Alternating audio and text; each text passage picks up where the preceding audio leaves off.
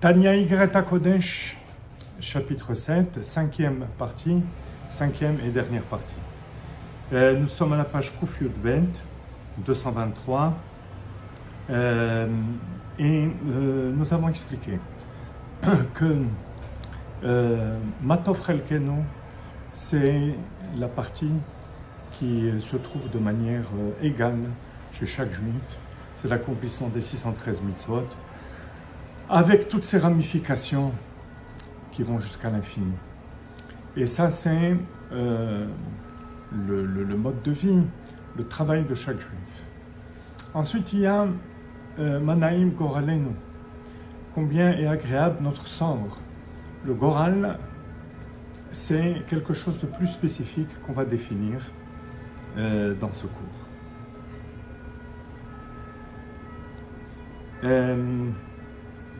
Et nous sommes à la dernière partie.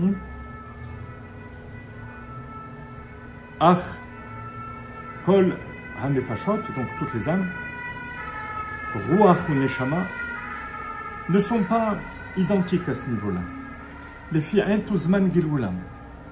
D'abord, ça dépend du moment, de l'époque de la réincarnation de l'âme dans le corps.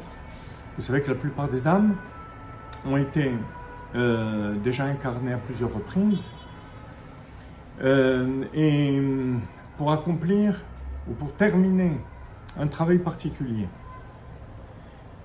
Chuma Marazal, ainsi que la Gemara raconte,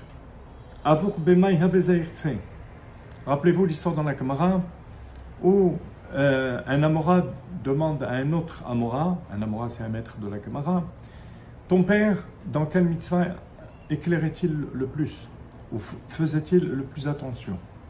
Et il lui a répondu, tzitzit. Vechen en koladorot shavin. Donc toutes les générations ne sont pas les mêmes. De même, comment chez Evre Adam, kol eva yeshlo pe'ula pratit ou miyuchedet. De même que chaque membre et organe de la personne a une fonction spéciale. Eh bien, toutes les générations, au niveau du peuple juif, c'est comme un grand corps. Un grand corps.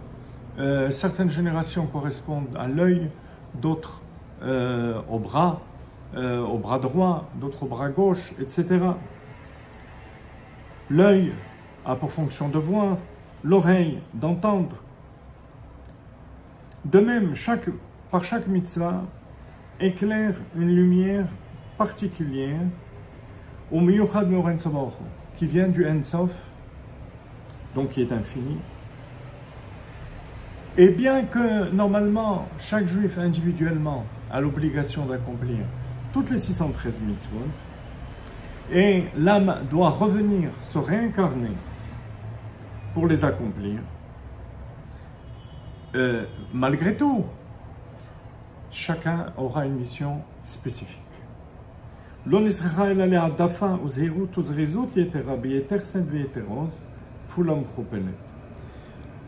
dit ton père dans quelle mitzvah brillait-il le plus, c'est la mitzvah dans laquelle il brillait effectivement le plus, que sa neshama brillait le plus, et que dans ce monde matériel, il était le plus attentif.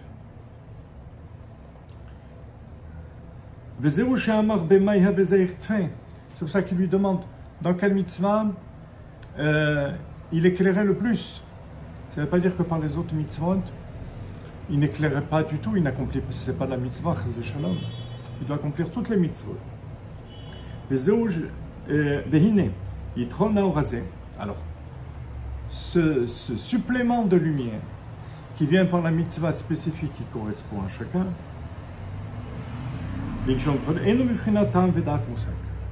c'est pas quelque chose de logique et rationnel. Et là, ça va être ressenti, découvert par la personne, et aussi avoir comme cause un niveau d'irrationnel. Alors, bien sûr, la Chassidoute explique comment se diriger dans cette voie. La recette, c'est d'aller chercher la mitzvah pour laquelle on a le plus de difficultés. Parce que c'est là où le Yetzer Hara, le mauvais penchant, va mettre toutes ses forces pour nous empêcher de l'accomplir. Mais ça reste quand même, vous voyez bien que le Tanya le dit explicitement, quelque chose d'irrationnel. Parce que c'est ainsi que la pensée de Dieu a décrété. Et c'est ce qui correspond à ce qu'on appelle le Goran, le tirage au sort, qui est aussi quelque chose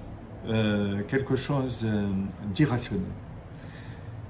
Ce qui veut dire concrètement, chers amis, que, comme on vient de le dire, il ne faudra pas chercher la facilité, il faudra chercher la mitzvah pour laquelle on a le plus de difficultés, et surtout, prier à Kadosh Baruch Hu pour qu'il nous mette sur la bonne voie et qu'on découvre la mitzvah qui va faire qu'on va être metaken, la réparation, qu'on va réparer, ce qui n'a pas été fait dans d'autres réincarnations, et comme la Kabbalah l'explique, retrouver la shlemut, la plénitude de la neshama telle qu'elle était enracinée dans le corps d'Adam Arishon.